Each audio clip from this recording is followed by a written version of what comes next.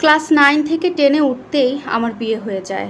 আর বিয়ের ঠিক 6 মাস পরেই আমি কনসিভ করে ফেলি। একটা মেয়ে যখন কনসিভ করে, যখন প্রেগনেন্ট হয়, তখন তার কত কিছুই না খেতে মন চায়। আমি যদি কোনো সময় আমার স্বামীকে বলতাম, আমার এটা খেতে ইচ্ছা করছে, একটু এনে দিবা, আমাকে সাথে সাথে বলতো, তোমার বাবা মায়ের তো অনেক আছে, তাদের কাছে যাও না, তাদের কাছে গিয়ে যা মনে চায় তাই খাও। তার কথা শুনে আমি ভাবতাম হয়তোবা তার ইনকাম নেই বা কম আছে, এই জন্য হয়তোবা আমাকে এই কথাগুলো বলছে। একদিন যখন টাকা বেশি হবে তখন সব আমাকে দেবে।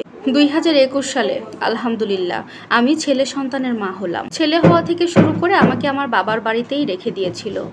তারা খুব একটা বেশি আমাকে সেখানে নিত না, খুব হলে বছরে একবার কি দুইবার আমাকে দাওয়াত দিয়ে সেখানে নিয়ে যেত, এতটুকু। আমার ছেলে হওয়ার পর থেকে আমার স্বামী আমাকে খুব ইগনোর করতে থাকে। এর মধ্যে সে আমাকে ফোন দিয়ে বলে যে সে বিদেশে যাবে, এর জন্য যেন আমার বাবা মাকে বুঝিয়ে আমি তাদের কাছ থেকে 5 লক্ষ টাকা আমার স্বামীকে দিতে বলি। কিন্তু এই বিষয়টা আমার একদমই ভালো লাগেনি।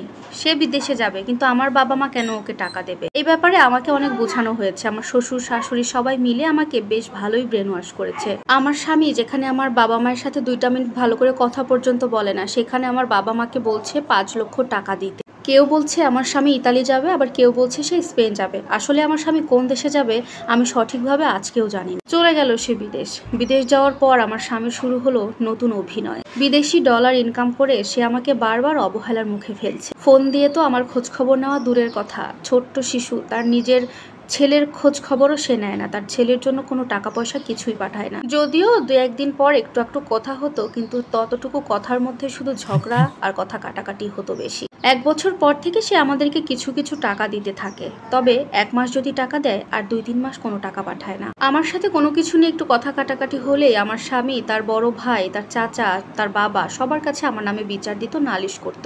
আর তারা সবাই মিলে আমাকে অবহেলা করতো, অপমান করতো, ছোট ছোট কথা বলতো। আমার ছেলের বয়স যখন 3 বছর, তখন আমি আমার স্বামীকে বলে আমাকে যেন ওই বাড়িতে নিয়ে যাওয়া হয়, উঠিয়ে নেওয়া হয়। তখন আমার স্বামী বলে আমার কোনো বাড়ি ঘর নেই, আমার কোনো সন্তান চাই না, আমার সন্তান খুব একটা পছন্দ না। তাকে অনেক বোঝানোর পরেও সে বোঝেনি। এক পর্যায়ে সবকিছু সহ্যের বাইরে চলে যায়। আমি নিজেও ফেসবুক, মেসেঞ্জার সবকিছু চালাতাম, কিন্তু কখনো কারো মেসেজের উত্তর দিতাম না। আমার স্বামীর যে অবহেলা আমাকে করে, সেখান থেকে একটা ছেলের মেসেজে আমি উত্তর দিতাম। কপাল খারাপ হলে কি আর হবে বলুন, যার সাথে কথা বলি সেই ছেলেটাও ছিল একটা ছলনাময়ী। তার সাথে কথা বলতে বলতে আমি রিলেশনে জড়িয়ে যাই। সে ছেলেটাও আমাকে ব্ল্যাকমেল করে আমার কাছ থেকে টাকা নিত। আসলে সত্যি কথা কি জানেন, বিবাহিত একটা মেয়েকে অবিবাহিত ছেলে কখনো সত্যিকারের ভালোবাসে না, কোনো না কোনো স্বার্থ তাদের থাকে। যাই হোক, সবকিছু ছেড়ে ছুড়ে ভাবলাম স্বামীর সাথে আবার নতুন করে সবকিছু শুরু করব। তবে এর মধ্যে যে 6 মাস গেছে, এই 6 মাসে তার সাথে আমার কোনো যোগাযোগ হয়নি। অনেক চেষ্টা করি স্বামীর সাথে যোগাযোগ করার জন্য। শ্বশুর বাড়িতে কিছু জানতে চাইলে বলে তারাও জানে না আমার স্বামীর সম্পর্কে।